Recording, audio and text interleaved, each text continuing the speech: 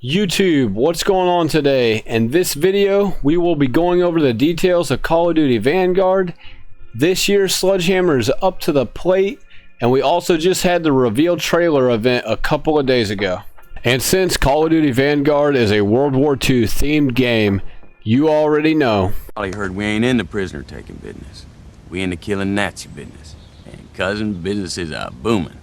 So let's go over a few things we know so far and what we can expect once we get closer to the release of this year's Call of Duty, and also what's going to be going on in Warzone. Call of Duty Vanguard is scheduled to release on November 5th, 2021, and if you are on PlayStation, you will likely have access to the game before other platforms, since Activision's contract with Sony is still in place for this year, thus giving PlayStation users special benefits to play the game early.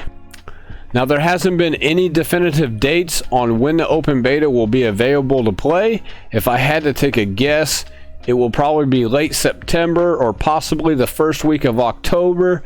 Either one of those time periods would make total sense, given that Battlefield's open beta ends on September 11th, and the earliest anyone can play the full game will not be until October 15th. So you should expect COD's beta to be somewhere in that time frame, because it kind of makes the most sense. Now, moving on to Vanguard's multiplayer, we already know there's 20 total maps. 16 of them are going to be dedicated to the 6v6 maps, and the other 4 are going to be dedicated to the 2v2 modes. Now, this game will be running off the same engine as Modern Warfare 2019, maybe with a few upgraded changes to it, so I see that as a huge W. I would definitely prefer the quick slide canceling and bunny hopping mechanic over what we had in Cold War. As for the weapon play, I would expect to see similarities to Modern Warfare 2019. There's also a lot of talk about the gunsmith being slightly different.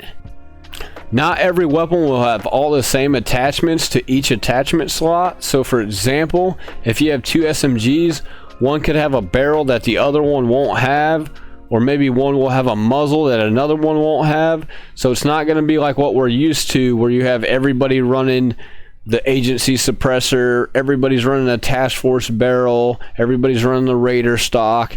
There might be some differences between each gun that are in the same class. Now, going on to some of the things that could potentially ruin this game, and please God, let's hope they get rid of the Cold War failed experiment of letting all the Timmies and all the Jimmies run around with a shotgun as a secondary without giving up a primary. And we can only hope that the kill streak system goes back to normal. Remember everyone and their grandpa getting a napalm strike? Fun times, right? There you go. There you go. Thank you, sir. There you go. There you go. There you go. Now, there's multiple rumors surfacing about multiple leaks about a blind fire mechanic. Now, I haven't seen the footage of the mechanic in the game, obviously, but I can tell you without any hesitation, if this is in the game, the community is probably going to reject it and not like the feature. I mean, what are we playing? Gears of War?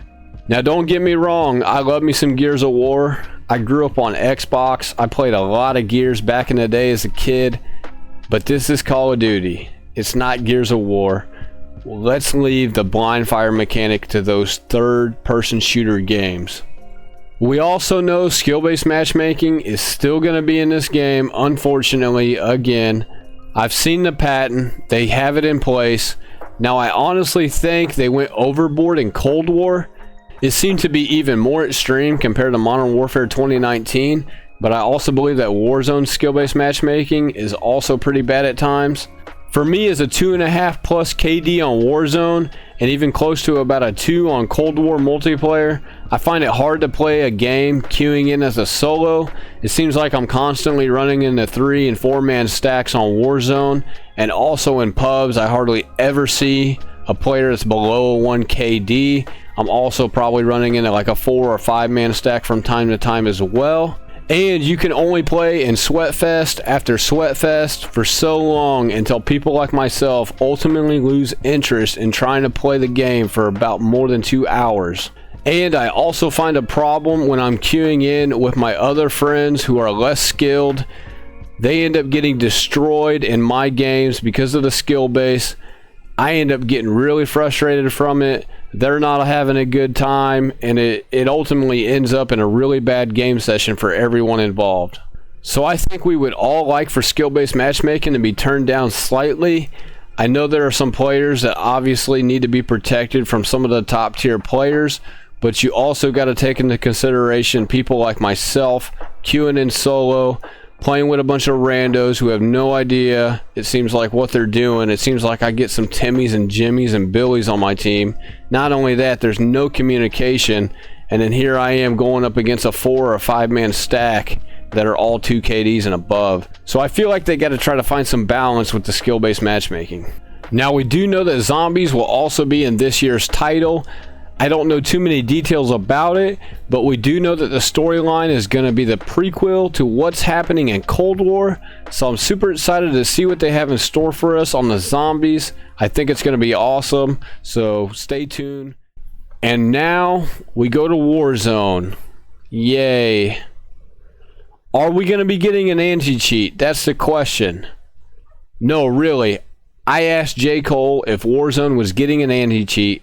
And you guys want to know what he said? Apparently.